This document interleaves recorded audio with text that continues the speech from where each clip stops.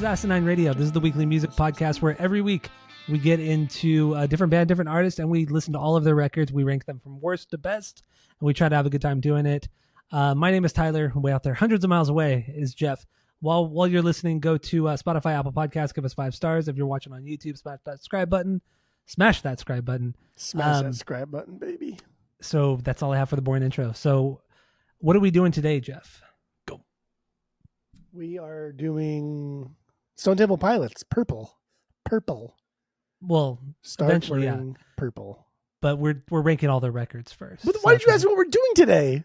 What band are we doing today? What band are we ranking today? When you never asked me like fucking what we're doing. You said, what were we doing today? I change up one thing. It's a very broad fucking thing. I change up one thing to the format, and you completely malfunction. Like, what do you mean? What are we doing today? Like, what are you doing? Like after the pod? Like, what are we eating for dinner? Like, I don't know what you're saying. Like, here we go. So that's on this is the beginning. You. This is the start of 90s season on the podcast. We've got 4 episodes of 90s bands that we're doing. We're starting with this, obviously, and we were inspired to do this. Specific set of 90s bands.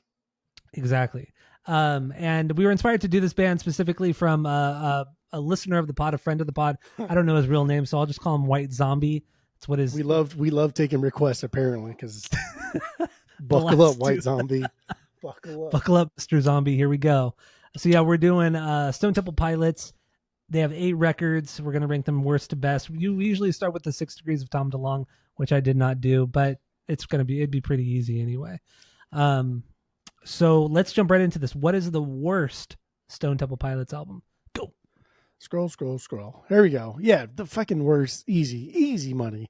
Perdida. Their 8th record, their last record, 2020. What the fuck is this, dude? This is what are you doing here? Churchy ass shit here. I fucking hate how well received this was, and I also hate how well received some of their other albums were because it's super obnoxious. But this is I don't know, man. Like, just because you have a bunch of fucking singers that keep dying on you, like, don't go soft. And on reviews, even though this album is also very soft, it's just so fucking generic. It's so generic, even for a pop rock band at this point, which is fine if you want to be a pop rock band, because the album of the week that we're doing is a pop hard rock record anyway, which is fine, not a big deal. But like, do it well. There's not a lot of strong melodies here, like straight up. And if you're going to like do something like this, I'm also pouring a beer at the same time, so multitasking, dude.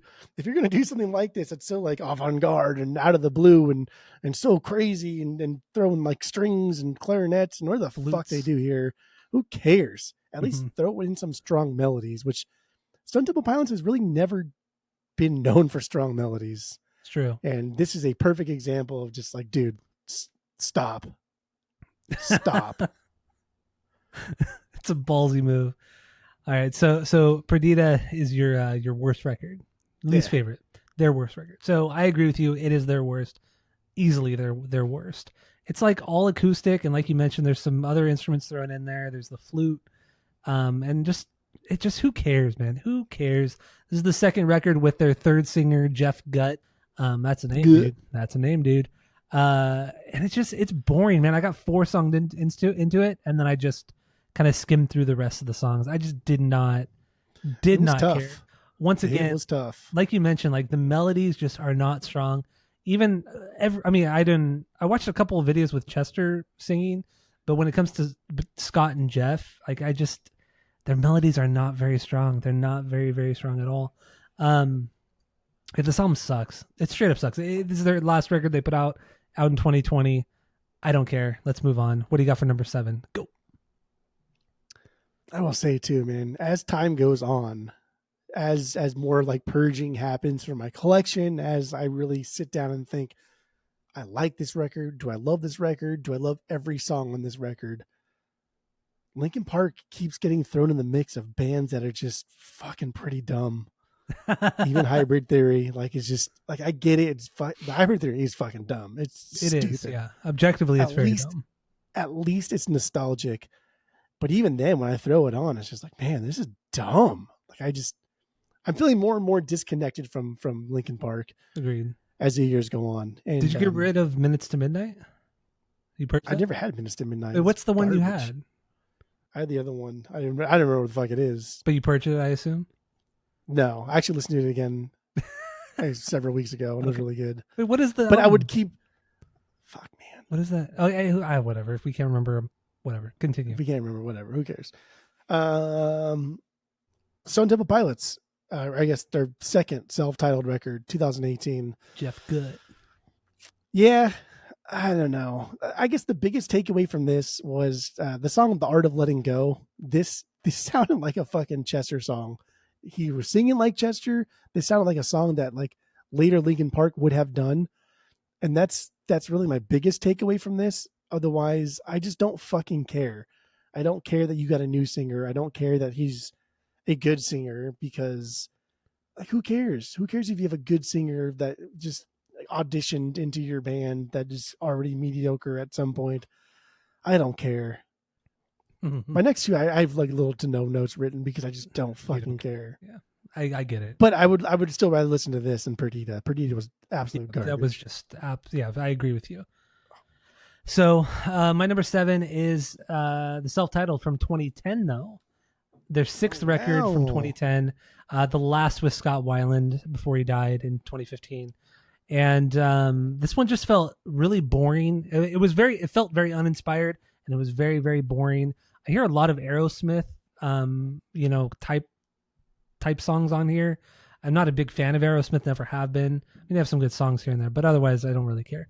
And that's how I feel about this record. It seems very, very disjointed, with the way the songs flow, and just between Scott just didn't sound like he just phoned it in. He phoned in all the vocals on this one. He just did not give a fuck.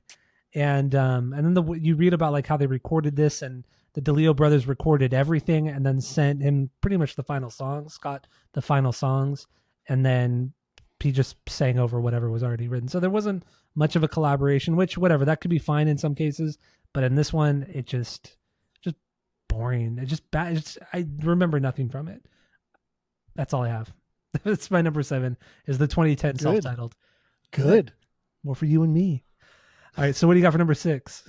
That's what makes it every time. Yeah, the finger. Because nobody does this. I know. More for you and me. Annoying. Yeah. My number 6 is self-titled 2010 STP. That's so dumb. They have 2 fucking self-titled. Oh, it's a reimagining of our band, and like, fuck off, dude. Both these records suck. Well, I mean, this record's dumb. We used to have done it like 5 times, so. But some of those times pooping. are good, actually. Okay. All right. And that's like their shtick. That's like their thing. That's what they've done since the beginning. And it was that's just by happenstance. It wasn't because they did it on purpose. It's because their first record was just like untitled, and they're like, oh, it's called Weezer, and like, oh, it's actually the Blue Album. So they just kept doing with the color theme. It wasn't like a deliberate thing. It was like, it's kind of funny if I could, let's do it. SCP is like a deliberate attempt at reimagining themselves as a worser band. Whatever. SCP 6th record 2010. This is them getting back together. The band getting back together. First record without Brendan, and it shows. It's fucking, like you said, dude. It's dull. This record is dull. Yeah. Like there's nothing about this record after having listened to it, like front to back. I was like, I don't remember a goddamn thing from this at all. Dull.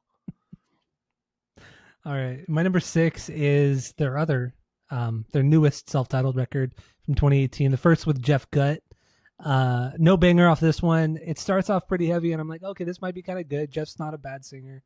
This could turn out to be really good if they keep up the music, they keep up the energy. But after that first song, man, I don't even remember the name of the song.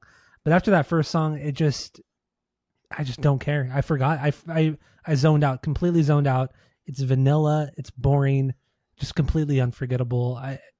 And this guy Jeff Gutt, I mean, yeah, he's a good singer, whatever. But he's on he came from one of the singing competitions from X Factor, and it's just like, dude, all those guys and gals from that show, they all sound the same. They all sing the exact same way, and it's just, there's no character in their voice. There's nothing that makes them stand out. Like, I don't understand why people want like a perfect singer.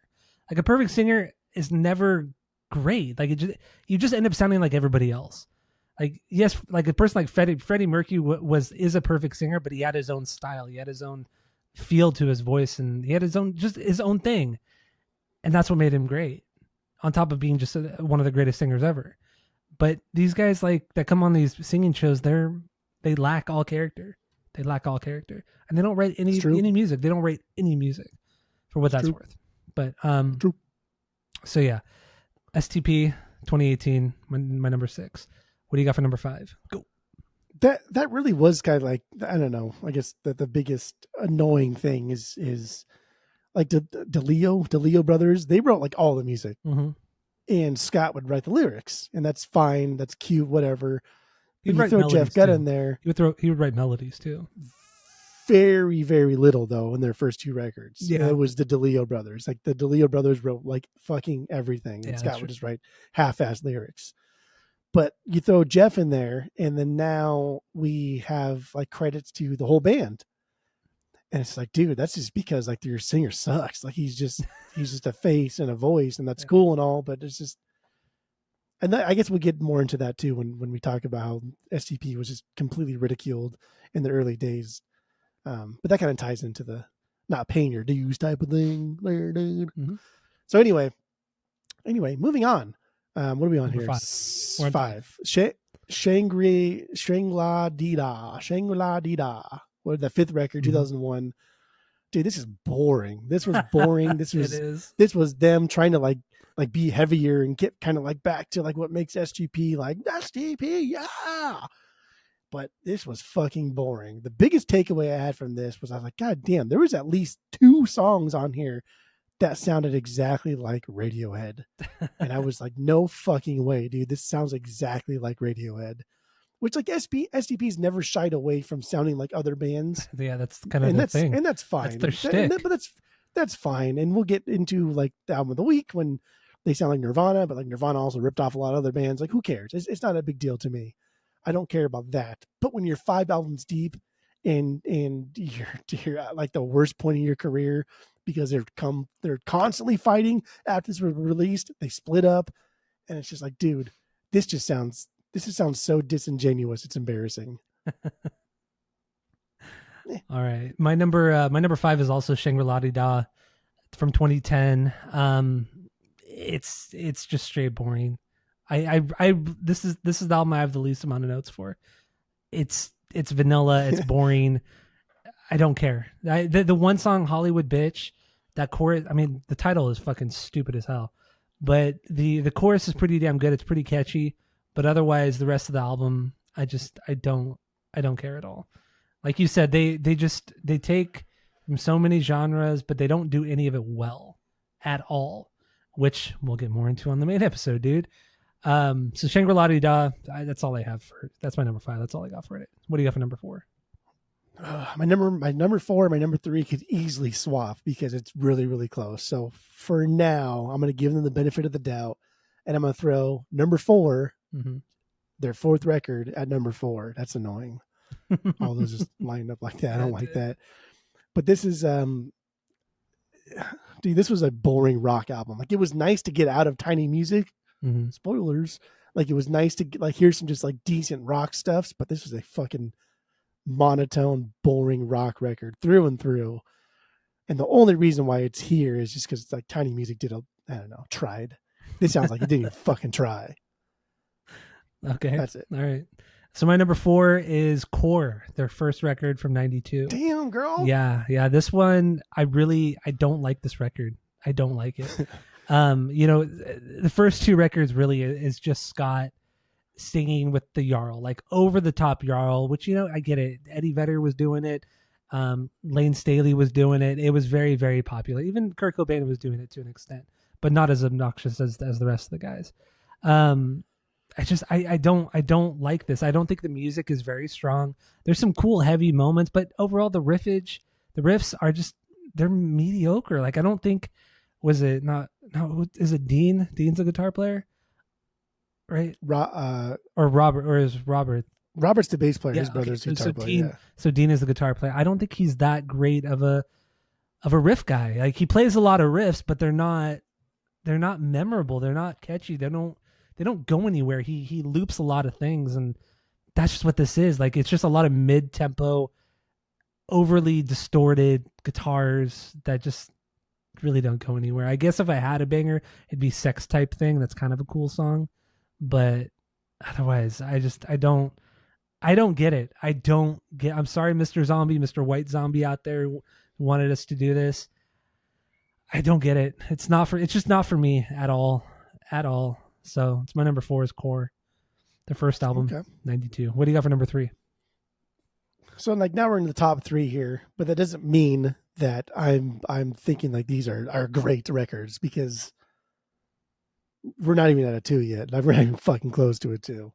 But Tiny Music, Songs from the Vatican Gift Shop. That is my number 3. That is their third record, 96.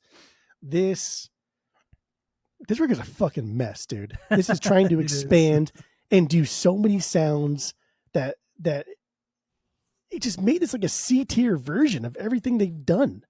And they already do like a B tier version of other sounds. Like, this is fucking terrible. They did like shitty Hole here. They did shitty Smashing Pumpkins. They did shitty Nirvana. Everything they did here was, and that's the only reason why like I'm putting this above number 4 is because they tried to do something different. They tried to do all these different sounds, and it was kind of cute. But my God, at best, this is boring alternative rock. Like, at worst, this is an embarrassing attempt at pretending you're a great songwriter. Because some of these dudes are fucking fantastic musicians. Yeah, especially but the drumming. Fuck me, man. Yeah. This record sucks. But it's better than number 4, because I would rather listen to this than I would number 4, because number 4 is boring as fuck. But dude, this was dumb. I was like embarrassed for these guys. And this is like, people like think this is their best, their greatest, their best achievement they've ever done as musicians. Oh no, dude. I don't think you've ever heard any of the other bands that did all of these sounds better, but okay, I get you. All right, my number 3 is the album of the week, Purple. So you're crazy. What do you got for number 2? Are you just being crazy right now? No, I'm being. Are you being crazy on purpose? Being serious, dude. Well, so what do you got? Let's see. You got fucking boring number 4 is your 1, because you're basic, and then Tiny Music as number 2. Gotcha. Yeah, number 2, their first record, Core, 92. Scott's annoying, and I'll say that over and over throughout the course of this podcast. Scott is fucking annoying, and I've never stopped saying this. I've always hated his singing, always. But I mean, I also too, like, dude, this fucking whole record opens up with I am, like, dude, what are you doing? That so Wyland wail. It's so, nobody liked that. Like, it's not a good sound. It's not a good look. Everything about that is so fucking annoying. His way of singing just really annoys me to the point where I can't even listen to it without just being upset and bothered and irritated and mad. And this record is heavy and fun overall. Like, it really is. But I just can't get over Scott, because he does that monotone singing a lot, and then he'll go into the Wyland wail. And it's like, why the Wyland like wail. both of those things aren't even good. Like, your monotone singing is not great, and the Wyland wail, like, yes, it's unique and it is kind of iconic, but it doesn't make it good. Just because you're unique and iconic does not make you good, and this is not good. And unfortunately, this album fucking drags. This album fucking drags. But it is fun to know, and I will give STP credit over the course of this pod, because they do things that are kind of unique and kind of fun, because this is really a hard rock record, right? Coming out 92, the world is like discovering grunge and just wanting more of that. And this is a fucking hard rock record. This is as if like glam metal stopped being so obnoxious and got a little bit more heavy and a little bit more appreciative of like grunge, and then put out a record like this. That's what this record kind of is. And for that, I appreciate it, but it's pretty stupid. But I will say, two bangers here, because Naked Sunday, that is a fucking absolute beyond banger. That is a fucking unreal song. That's a song that almost made me want to do Core, but Purple had one absolute banger on there too. Well, one. But also Plush. Plush is a rad song, dude. Like, even if you can kind of just get over Scott's vocals, it's a pretty dope song with like a unique riff pattern, like something that guitarists just weren't doing in rock music at this time. And that's a Robert riff. That's a bass riff. And we'll talk about Robert a lot, because dude's a fucking genius. Dude like knows how to write good songs, knows how to write good music. There's a lot of Zeppelin in this song. There's a lot of Jimmy Page over his guitar playing and his bass playing. Plush, yeah, absolutely. But damn, dude, like Plush is a good instrumental song. And a lot of their songs, even from the album of the week, like if you just took out Scott, they'd be really, really enjoyable instrumentals. Yeah, I would agree with you on that. Yeah. Of course, my number 2. Core's your number 2. My number 2 is number 4. Fourth record from 1999. What's your problem here? You like garbage, dude. You just like garbage. I don't like this record. I really don't like this record, but I had to put it somewhere. So, it's 1999, grunge is out, all rock is kind of on its way out. New metal's the way to go at this point. And there's a lot of new metal on this particular record. Of course, there's the grunge and all rock too, but new metal takes over with the riffage, the overall heaviness of it all. Less leads, not that there were really very many leads in the first place, or solos are really, so I like it for that. I like that they tried something a little bit different as well. Also, the fact that, Scott doesn't yarl as much as he does on the first 2 records. So that's nice too. He sings in a little bit higher of a register, which he does so much better. Like, honestly, dude, the lower he sings, the worse he sounds. Like he just, oh my God, dude, it's bad. So that's really honestly why number 4 is as high as it is, because Scott is singing. He just sounds more pleasant. He's more pleasant to listen to. Also, the first song, I forgot the name of the first song, but the first song on here, it's probably one of the hardest songs they've ever put out in their whole career. And then this had like the weird song Sour Girl, which I'll get into on the main episode because it's part of my origin story. But yeah, Sour Girl, that's a weird fucking song. But it's the only time that I will actually praise Scott's vocals. I think his voice was weird. It was fucked up and quirky, but it sounded great. So that and Sex and Violence would be my 2 bangers, because Sex and Violence is like this faster, more punk influence kind of song. And his vocals aren't annoying either. So that's my number 2 is the album number 4 from 99. So what do you got for number 1? Fucking, you just like mid-tiered bullshit STP. I don't like it. That's what I'm saying. I don't like it. Okay, whatever. But like Tiny Music, like, obviously Purple's my number 1. But let's get into Tiny Music and why you think this is their greatest. Only because, well, 2 things. Because Scott isn't as annoying. He's singing like other people. Yes. He's ditched a lot of the Jarl, which I cannot stand. So he's ditched a lot of cover band. But go ahead. Yes, that's fine, and that's fine. I'm not saying this is a good record. I'm not saying that at all. But he does. I hear a lot of Pumpkin stuff on here.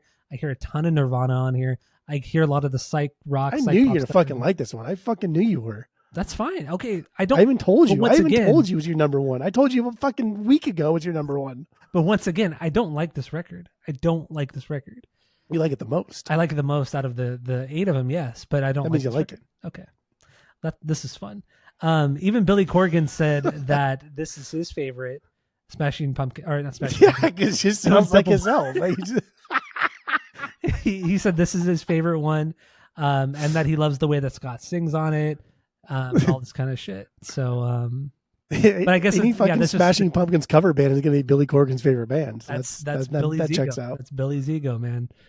So he just loves himself. But damn, I love Billy Corgan. We should have just done Smashing Pumpkins. We should have just done fucking Smashing Pumpkins. 90s season, we started off with STP. What the fuck were you thinking? Dude, we could even extend 90s season and do their new record after we do the 4 episodes. I don't know. Their new album comes out. We could do that. The new album comes out this week, so August 2nd. We could do that. But we'll talk about it off the pod. Yeah, Tiny Music. This is the only somewhat interesting record on out of their whole discography, because they dabble in so many different genres. And yes, whatever, they sound like other bands at moments, but their first 2 records are the same thing. They're trying to sound like fucking Alice They don't in even Chains. dabble in other genres. All they do is like they pretend to be a different band, and the overarching thing is still alt rock, right? We're still in like grunge is alt rock. Like we're still it's the same fucking sound. Like they're not. So if I had a banger, it's And So I Know, because it's a slower kind of jazzy thing, and there's marimba. So I'm a sucker for that. I'm a sucker for the marimba. So that's my banger. That's my number 1. So is that all we have for the rankings episode? I'm fine. Yeah, wrapping this one up. That's it. I was done after the first one. All right. So thank you all for listening. Go to Spotify, Apple Podcasts, give us 5 stars, tell all your friends, smash the subscribe button on YouTube, and that's it. That's all. Billy Corgan. I I froze up.